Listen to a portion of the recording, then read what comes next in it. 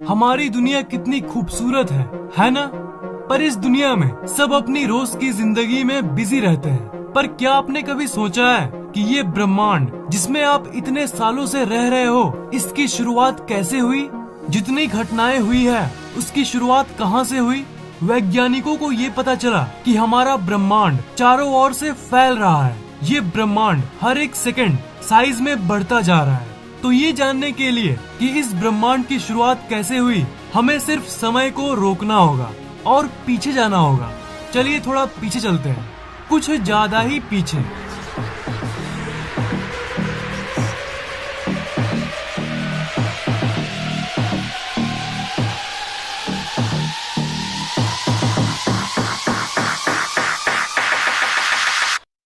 आज से करीब 13.8 अरब साल पहले ये है हमारा अनंत ब्रह्मांड। सब कुछ इस परमाणु से भी छोटे से गोले के अंदर समाया हुआ है। इस ब्रह्मांड में जो भी होने वाला है, इस ब्रह्मांड में जो भी घटना घटने वाली है, सब इसमें मौजूद है। इस ऊर्जा के गोले के अंदर यहाँ पर समय का कोई अस्तित्व नहीं है। पर अभी दुनिया जिसे हम जानते हैं, वो सब की शुरुआत होने वाली है। किसी रहस्यमय कारण के चलते एक एटम के साइज से भी छोटा ब्रह्मांड अचानक अपने अस्तित्व में आया।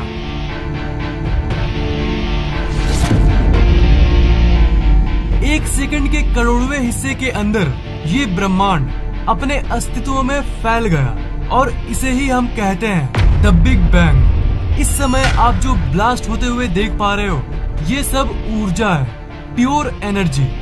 ये ऊर्जा पूरी तरह से फैल गई और इसी समय स्पेस का जन्म हुआ और साथ ही साथ समय अपने अस्तित्व में आया। ये शुद्ध ऊर्जा यानी एनर्जी करोड़ों साल तक फैलती रही और ये ऊर्जा इतने सालों में धीरे धीरे ठंडी होने लगी और इसी ऊर्जा के चलते मैटर का फॉर्मेशन हुआ, अरबों छोटे छोटे सब एटॉमिक पार्टिकल्स के रूप में, जिसे हम एटम कहते हैं। क्वार्क्स, इलेक्ट्रॉन्स, प्रोटॉन्स, न्यूट्रॉन्स, इन सब चीजों का फॉर्मेशन हुआ। असल में दो प्रकार की चीजें बनी थी। आधी थी मैटर, मतलब वो परमाणु और बाकी चीजें जिससे ये दुनिया बनी है, जिससे आप बने हो। और दूसरा ग्रुप था एंटी मैटर, जो मैटर का ऑपोजिट है। और क्योंकि एंटी मैटर मैटर का विपरीत है, इसलिए जब वो आपस में मिलते हैं तब वो एक दूसरे को खत्म कर देते थे। पर फॉर्चुनेटली मैटर एंटी मैटर से थोड़ा ज्यादा था। सब खत्म होने के बाद एक मैटर का गोला बच गया था और उसके विपरीत और कुछ नहीं था जो उसे खत्म कर सके। इसलिए उसका विस्फोट हो गया, जो कि हम लोगों के लिए बहुत लकी था, क्योंकि इसी एक गोले से अब पूरी दुनिया बनने वाली है। इसी एक मैटर के गोले के चलते तारों और ग्रहों वाला ब्रह्मांड अस्तित्व में आया। शुरू की बिग बैंग के चलते ये ब्रह्मांड अस्तित्व में आया और मैटर के गोले के इस विस्फोट के चलते ब्रह्मांड की अंदर की चीजें अस्तित्व में आई। उस गोले के ब्लास्ट होने के बाद सब कुछ ठंडा हुआ और आखिर में जाकर सब कुछ बनना शुरू हो गया।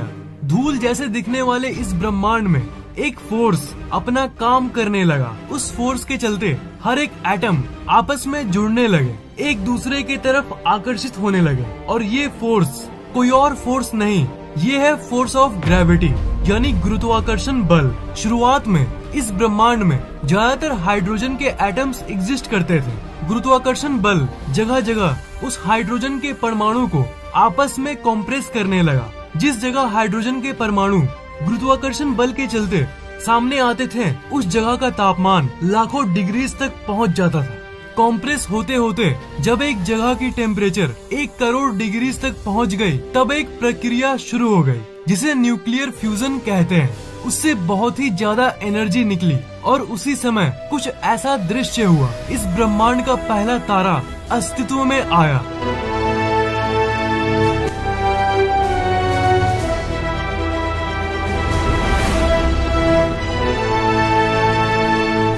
फिर इस तारे को अपना एक दोस्त मिल गया और इसी प्रक्रिया से शुरुआत में 200-300 तारे बने और लाखों साल के अंतराल करोड़ों तारे अस्तित्व में आ गए।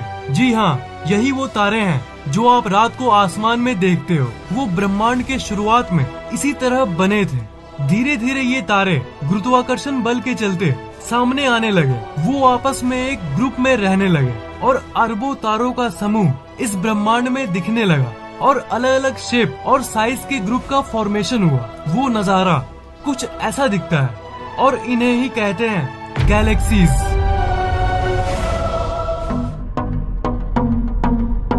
इसी तरह लाखों, करोड़ों और अरबों गैलेक्सीज यानी आकाश गंगाओं का जन्म हुआ और इन्हीं गैलेक्सीज के समुद्र में कहीं बीच में एक ऐसी गैलेक्सी बनी और इस गैलेक्सी का नाम है द मिल्की वे, यानी वो गैलेक्सी जिसमें हम और आप मौजूद हैं। इस गैलेक्सी के अंदर खरबों तारे मौजूद थे, पर कुछ डस्ट अभी भी बचा हुआ था जो कि स्पेस में तैर रहा था।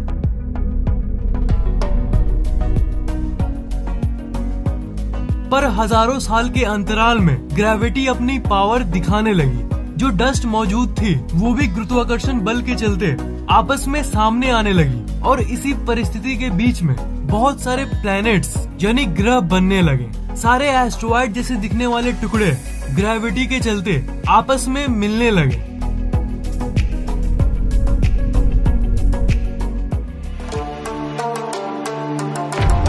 और इन्हीं ग्रहों के बनने के दौरान एक रॉकी प्लैनेट भी बनने लगा, यानी ऐसा ग्रह जिसका सतह सॉलिड था और किसे पता था कि इसका नाम होने वाला है अर्थ यानी धरती, जिसमें आपका और मेरा जन्म होने वाला है। सॉलिड टुकड़े आपस में जुड़ के प्लैनेट तो बन गए, पर जो बचे खुचे प्योर हाइड्रोजन के एटम्स थे वो भी आपस में मिलने लगे।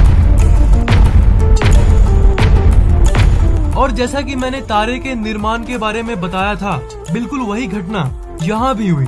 कुछ बचे हुए हाइड्रोजन के एटम से एक छोटा सा तारा बनने लगा। सारे हाइड्रोजन आपस में करीब आने लगे और इतनी टेम्परेचर बढ़ गई कि न्यूक्लियर फ्यूजन की शुरुआत हो गई। एक नया तारा जिसका नाम है सूरज, उसका जन्म हो गया। जब ये सूरज बना तब ये एक बहुत ही तेज सोलर विंड को इरप्ट किया, जिसके चलते बाकी सारे धूल के कण सोलर सिस्टम यानी सौर मंडल के बाहर चले गए और सौर मंडल में वही 8 ग्रह और बाकी उपग्रह बच गए जो कि साइज में बड़ी थी।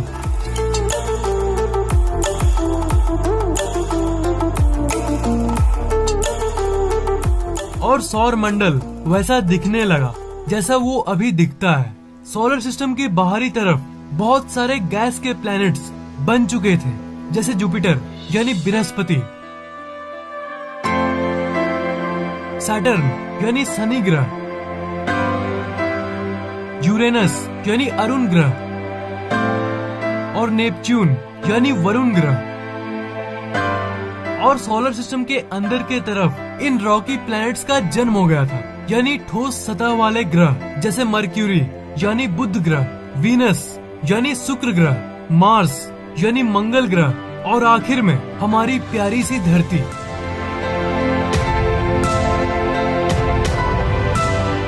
और यही वो धरती है जिसके इतने बड़े सतह पर से एक जगह पर बैठ के आप इस वीडियो को देख रहे हो। आपके जन्म के पहले इस ब्रह्मांड में इतना कुछ घट चुका है। बिग बैंग से जन्मा वो मैटर और उस मैटर से जन्मा ये तारा और इस तारे के बाद ग्रहों की उत्पत्ति और इसी के चलते आपका जन्म। यही थी आपके और आपके पहले की कहानी। ये वीडियो आपको कैसा लगा नीचे कमेंट जरूर करना।